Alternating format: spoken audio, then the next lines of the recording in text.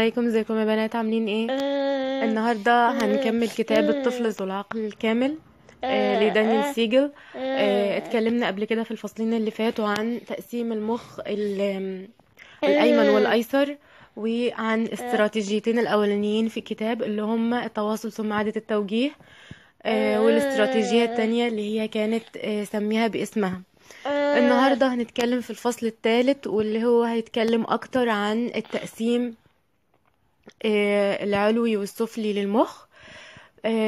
فالكاتب النهاردة بيتكلم بشكل أكبر. في الحقيقة هو بيبدأ يتكلم من الجزء السفلي للجزء العلوي، وبيقول: تخيل إن عقل ابنك زي بيت من دورين.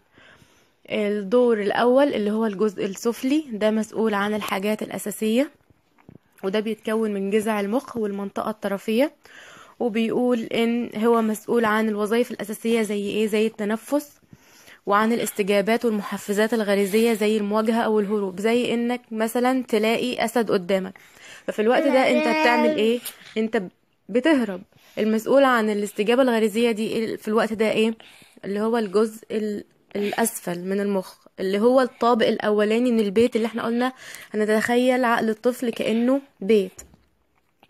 وكمان الجزء الأسفل ده مسؤول عن المشاعر القوية جدا جدا اللي هي الغضب والخوف. والطابق الأسفل في البيت ده اللي هو عقل ابنك بيلبي احتياجاته الأساسية، زي ما قلنا اللي هو التنفس والحفاظ على البقاء. الجزء العلوي بقى مختلف تماما عن الجزء السفلي.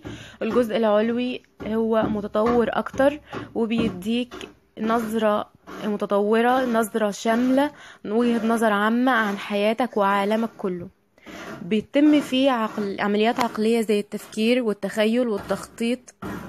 يبقى كده نفهم ان الجزء السفلي بدائي، بينما الجزء العلوي متطور، يتحكم في التفكير التحليلي واتخاذ القرارات الصحيحة، وبيتحكم كمان في المشاعر والجسد، وكمان في فهم الإنسان نفسه لذاته، وكمان في التعاطف مع الآخرين. ونتيجة لده كله يبقى المخ العلوي هو المسؤول عن الأخلاق. يبقى لو الجزء العلوي ده عند الطفل اشتغل بشكل سليم، ساعتها الطفل هيبقى قادر على تنظيم مشاعره، تفكير في عواقب الأمور.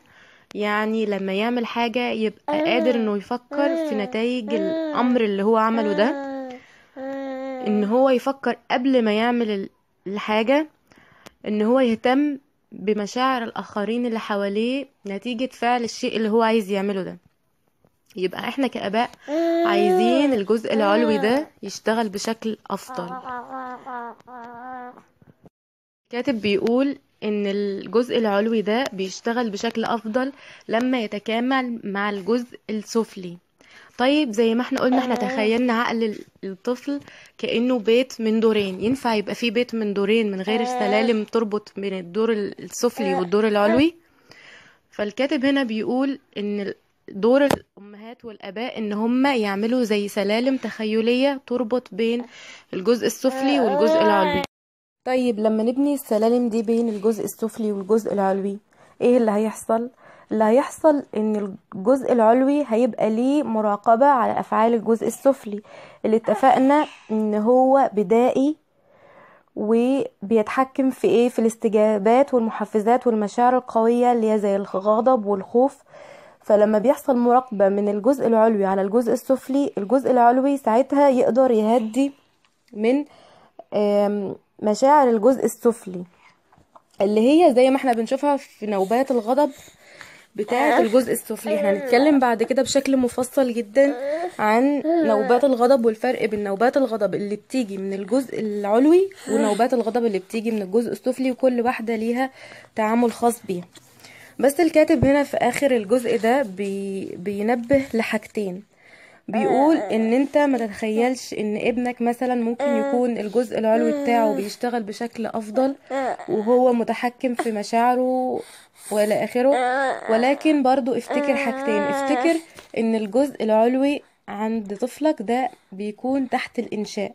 طيب امتى الجزء العلوي ده بيكتمل انشاؤه وبيكون كامل وناضج بشكل كامل؟ يعني تفتكروا عند سن كام سنة؟ سن مثلا 10 سنين، سن 15 سنة؟ لا، المفاجأة ان الجزء العلوي بيكون ناضج بشكل كامل عند سن 25 سنة. ايوه 25 سنة. طيب امال في السنين دي كلها بيحصل ايه؟ اللي بيحصل ان زي ما شبهنا كده المخ بالبيت، فان البيت الجزء السفلي بتاعه بيكون زي متشطب ومفروش وجاهز وكامل قبل الولادة، اللي هو ايه؟ اللي هو الجزء السفلي. انما الجزء العلوي بيكون زي اللي لسه تحت الانشاء، في عمال، ناس بتبني في طوب وناس بتعمل محارة وناس بتدهن وناس بتحط وناس بتشيل. ده اللي هو الجزء العلوي اللي بيكون تحت الانشاء في مخ طفلك. في اول 5 سنين بتكون اكبر كمية اكبر حجم انشاء في مخ الطفل. اول 5 سنين اللي هو مثلا زي يعتبر زي بناية الطوب، كأنك بتبني حيطان وبتعملي صبة للسقف. ده في اول 5 سنين. بعد كده بيبدأ مخ الطفل كأنه بقى بيشطب وبيبدأ يعمل تشطيبات وهيجهز المخ ان هو هيبقى كامل. لا، بتيجي في مرحلة المراهقة بقى بتحصل زي هزة او زلزال، بيلخبط ده كله وبيرجع يعيد بناء وتجهيز المخ تاني اثناء مرحلة المراهقة. لذلك بتلاحظوا وبنلاقي كتير ان قيم وحاجة واخلاق الاطفال بتتغير في مرحلة المراهقة بشكل كبير. تبدأ برضو في اعادة بناء واعادة تأهيل من المراهقة لحد الرشد، لحد ما تنضج بشكل كامل عند 25 سنة. فالكاتب بيقول افتكر دايما ان ابنك الجزء العلوي عنده غير كامل، فما تتعاملش معاه على انه طفل خارق ويقدر يتحكم في كل افعاله، ولكن احنا هنا بنتعلم ازاي نخلي الطفل على قدر الامكان قادر ان هو يضبط افعاله ومشاعره. السبب التاني اللي يخليك تفتكر ان ابنك مش الانسان المثالي ومش الطفل الخارق، حاجة اسمها اللوزة المخية. اللوزة المخية دي هي جزء من اجزاء المخ السفلي. الكاتب بيقول ان هي البوابة الصغيرة للمخ. اللوزة المخية ديت وظيفتها ايه؟ وظيفتها هي معالجة والتعبير عن المشاعر، اللي هي مشاعر الغضب ومشاعر الخوف، مشاعر اللي بتحصل لما بتلاقي تعبان قدامك او اسد بيجري وراك. ساعتها انت مش بتستخدم ابدا المخ العلوي اللي هو المسؤول عن التفكير بقى والتنظيم وكده. لا، انت ساعتها بتتعامل بالمخ البدائي اللي هو بيقولك اهرب، اجري، خاف، انفد بعمرك، الوظيفة الغريزية اللي بتحافظ على بقائك. بس لما اللوزة المخية دي تبدأ تتعامل بقى معاك في كل حياتك اليومية، حتى لو مفيش خطر او فيش خطر على بقائك او غريزتك في البقاء كإنسان، ولما تتعامل بقى مع كل حياتك، زي مثلا الكاتب هنا كاتب مثال زي ما بنتك اللي يكون عندها 3 سنين ما تلاقيش المصاصة بتاعتها وتبدأ بقى في نوبة غضب فظيعة جدا، بيكون هنا اللوزة المخية هي اللي بتتعامل بشكل غلط في غير محلها او في غير وظيفتها. طيب الكاتب بينصح في الوقت ده ان انتي تغيري الموضوع، يعني تشتري الطفل توديه في غرفة تانية، تبدأي تجذبي انتباهه لحاجة تانية. يعني هي مثلا دلوقتي بتعيط علشان خاطر المصاصة، يبقى انتي تقولي لها بصي الصورة دي، يلا نلعب باللعبة دي، تلفتي انتباهها لحاجة تانية، او تقلبي الموقف لموقف كوميدي. الكاتب بيقول علشان تغيري مسار الموقف في المخ نفسه. يعني مثلا مش مانع في الوقت ده ان انتي مثلا تزغزغيها، ان انتي تلعبي بيها لفوق كده، يعني علشان اللوزة المخية في الوقت ده تهدى. وبعد كده نبدأ بقى نتعامل ونتكلم الجزء العلوي.